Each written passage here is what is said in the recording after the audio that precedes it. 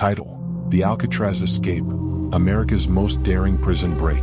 If you think escape from prison is impossible, wait until you hear this story. Before we dive into one of the most legendary prison breaks in American history, smash that subscribe button, hit the notification bell, and drop a comment below telling us which infamous prison you want us to cover next. Trust me, you won't want to miss what's coming. Now let's get into it. June 11th, 1962. The date that would forever change the reputation of America's most notorious federal prison. Alcatraz, the Rock. A fortress sitting in the middle of San Francisco Bay, surrounded by freezing water and deadly currents. It was supposed to be escape-proof. The authorities said no one could ever break out.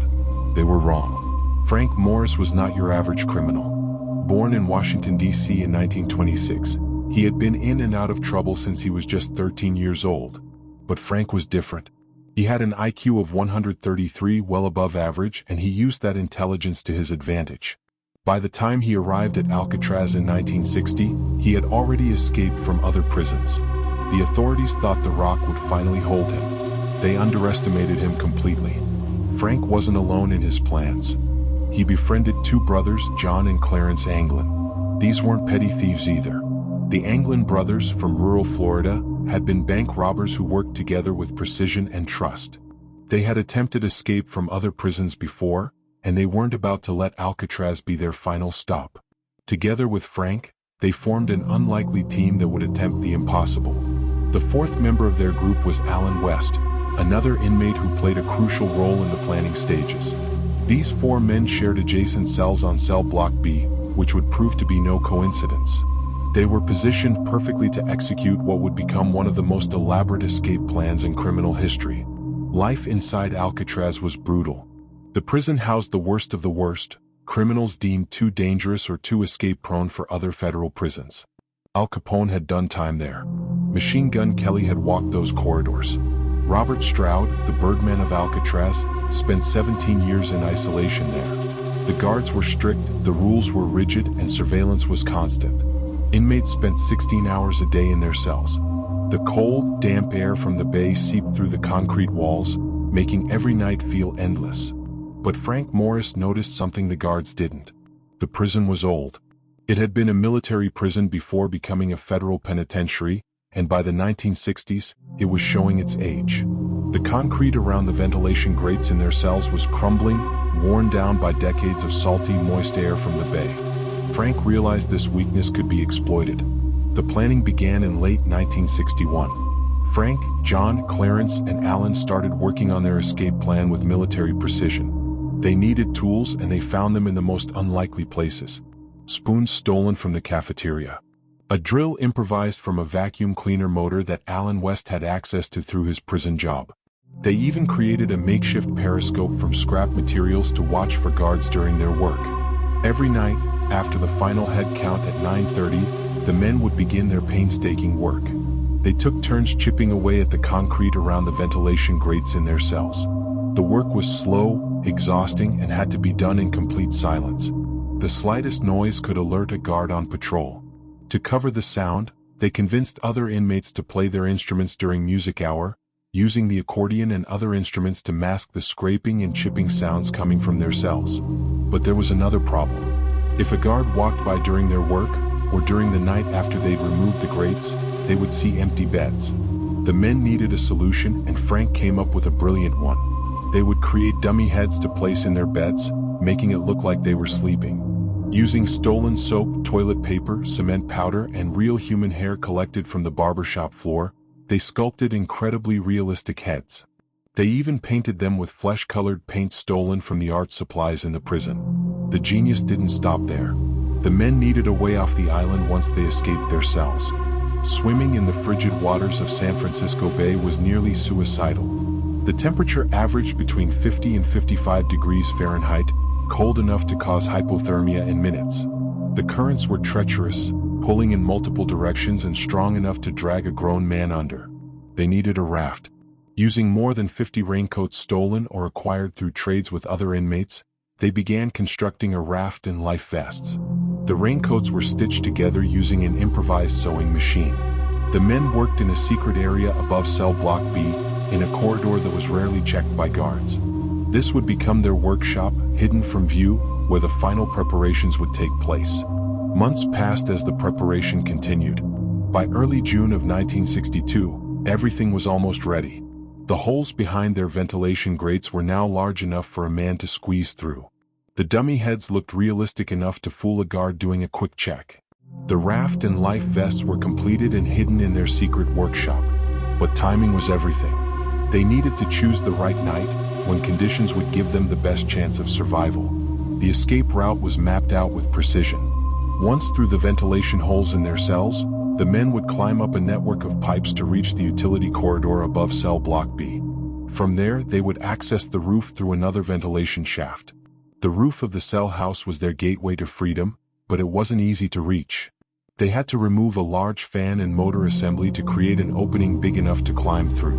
In the workshops and during recreation time, the men gathered intelligence. They studied the guard schedules, noting when patrols were lightest. They observed the searchlight patterns from the towers. They even paid attention to the tide schedules for San Francisco Bay, knowing that certain tides could help carry them to shore rather than pull them out to the Pacific Ocean. Every detail mattered. One mistake could mean death or recapture.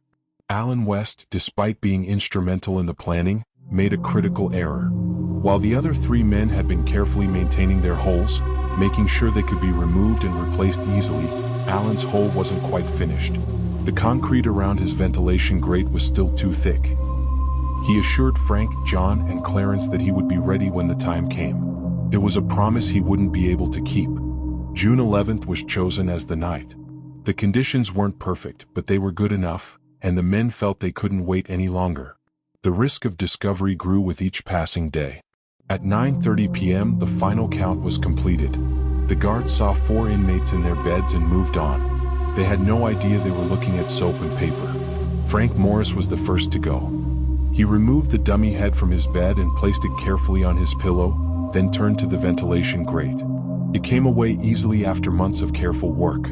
The opening behind it, roughly 9 inches by 14 inches, was barely large enough for a man to squeeze through, but Frank had practiced this movement many times in his mind. He pushed his thin frame through the hole, careful not to make any noise that would alert the guards. Once through, Frank found himself in the utility corridor, a narrow space filled with pipes and conduits. He began climbing upward, using the pipes as a ladder. The metal was cold against his hands, and every movement had to be calculated. One slip, one loud clang of metal on metal, and it would all be over. He reached the top and waited for the others. John Anglin was next. Then his brother Clarence. Both men made it through their ventilation holes and climbed up to join Frank. But Allen West was stuck. The concrete around his grate was still too thick. He chipped frantically, desperately trying to widen the hole enough to squeeze through, but it was taking too long. The other 3 men waited as long as they dared, but eventually Frank made the hardest decision of the night. They had to leave Allen behind. If they waited any longer, they would miss their window of opportunity. The 3 escapees continued upward, reaching the maintenance area above cell block B where they had hidden their raft and supplies. They gathered everything they needed, then moved toward the ventilation shaft that led to the roof. One by one, they climbed up the shaft, finally emerging onto the roof of the cell house. The cool night air of San Francisco Bay hit them, carrying the smell of salt water and freedom. They could see the lights of San Francisco twinkling across the water. The Golden Gate Bridge stood majestically in the distance. Guard towers dotted the island, their searchlights sweeping back and forth in predictable patterns. Frank, John, and Clarence moved carefully across the roof, staying low and timing their movements to avoid the searchlights. They reached the edge of the building and climbed down a drain pipe to the ground level. The shoreline was their next objective. Carrying their makeshift raft and life vests, the 3 men made their way across the island, avoiding the areas where guards were stationed. They reached the northeast shore of Alcatraz, the side facing Angel Island, another piece of land in the bay. This was the spot they had chosen for their launch point. The water looked black and forbidding, but there was no turning back now. Frank, John, and Clarence inflated their raft using the only method available to them, blowing air into it with their mouths. It was exhausting work, and the raft wasn't as sturdy as they had hoped. The raincoat material was waterproof but not particularly durable. Still, it was all they had. They put on their life vests, also made from raincoats, and pushed the raft into the frigid water. The current immediately grabbed them, pulling them away from Alcatraz. The three men paddled desperately, using pieces of wood they had fashioned into crude oars. The water was shockingly cold, even through their clothing. Their hands became numb within minutes. The raft barely stayed afloat, and water sloshed over the sides constantly. They aimed for Angel Island, hoping to rest there before attempting the longer swim to the mainland. Back at Alcatraz, Allen West finally broke through his ventilation grate around midnight. But it was too late. The others were long gone. He climbed up to the utility corridor and found his way to the roof, but he knew he had no chance alone. Without the raft, without partners to help him navigate the currents, he would certainly die in the water. Defeated, Allen West climbed back down, replaced his ventilation grate, and went back to bed. He would face the consequences in the morning. Morning count at Alcatraz began at 7 a.m. sharp on June 12th. The guard making his rounds on cell block B saw Frank Morris in his bed, sleeping soundly. At least that's what it looked like. He moved on to John Anglin's cell, then Clarence's. All three appeared to be sleeping late. Nothing seemed unusual at first, but something made the guard pause. He walked back to Frank's cell and looked more carefully. The head on the pillow seemed odd, too still. He called out. No response. He opened the cell door and approached the bed, reaching out to shake what he thought was Frank's shoulder. His hand touched cold, damp soap and paper. The alarm sounded immediately. Guards flooded cell block B, discovering all three dummy heads and the missing inmates. Allen West was questioned intensely and eventually told them everything about the escape plan. He led them to the secret workshop above the cell block, where they found the tools, extra materials, and evidence of months of careful preparation. The FBI was notified immediately. This was the nightmare scenario the prison authorities had always feared. Three dangerous criminals had escaped from America's most secure prison. A massive manhunt began within hours. Coast Guard boats crisscrossed San Francisco Bay, searching for any sign of the escapees or their makeshift raft. Helicopters flew overhead, scanning the water and the shoreline. FBI agents descended on the area, interviewing everyone who lived or worked near the bay. The search extended to Angel Island, the Marin Headlands, and all along the San Francisco waterfront. Every bus station, train depot, and airport was monitored. Photos of Frank Morris, John Anglin, and Clarence Anglin were distributed nationwide. Within days, searchers found evidence that both encouraged and troubled them. Pieces of the raincoat raft washed up on Angel Island, along with a paddle made from wood. A Coast Guard boat spotted a floating body that turned out to be one of the life vests, but it was empty. Personal effects belonging to the Anglin brothers, including photographs sealed in rubber, were found floating near Alcatraz. The official conclusion seemed obvious. The three men had drowned in the frigid waters of San Francisco Bay, their bodies swept out to the Pacific Ocean by the strong currents. But no bodies were ever recovered. Not Frank's, not John's, not Clarence's. In cases of drowning in San Francisco Bay, bodies typically surface within a few days as decomposition produces gases that provide buoyancy.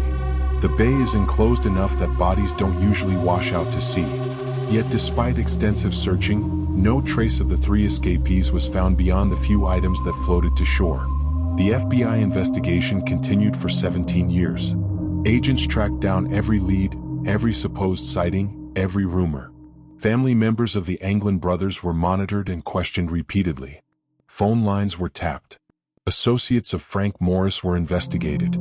Despite all this effort, no concrete evidence of the men's survival or death was ever found. In 1979, the FBI officially closed the case, declaring that the men had most likely drowned. But they added an important caveat. The case would be reopened if any new evidence emerged. The mystery deepened over the decades that followed. In the years after the escape, the Anglin family received Christmas cards that they believed were from John and Clarence. The handwriting seemed to match, but the cards were never definitively authenticated. In the 1970s, a family member claimed that the brothers had made it to Brazil and were living there under assumed names. These claims were never verified. In 2013, 51 years after the escape, a letter arrived at the San Francisco Police Department. The sender claimed to be John Anglin, now 83 years old. The letter stated that all three men had survived the escape and lived for many years afterward, but that Frank Morris had died in 2008 and Clarence Anglin had died in 2011. The writer offered to turn himself in if he could receive medical treatment and serve no more than 1 year in prison. The FBI analyzed the letter but couldn't conclusively prove or disprove its authenticity. Scientists and escape experts have analyzed the escape extensively. A team from the University of California, San Diego, conducted a computer analysis of the tidal currents on the night of June 11, 1962. Their findings were surprising. If the three men entered the water between 11 p.m. and midnight, and if they were reasonably strong swimmers, the currents would have actually helped carry them toward the Marin County shoreline, north of San Francisco. The window of opportunity was narrow, only about 20 minutes, but it existed. If they hit that window, survival was possible. Alcatraz Federal Penitentiary closed in 1963, just 1 year after the famous escape. The cost of operating the aging facility had become too high, and the escape had damaged its reputation as an inescapable prison. Today, Alcatraz is a tourist attraction, and the escape of Frank Morris and the Anglin brothers remains its most famous story.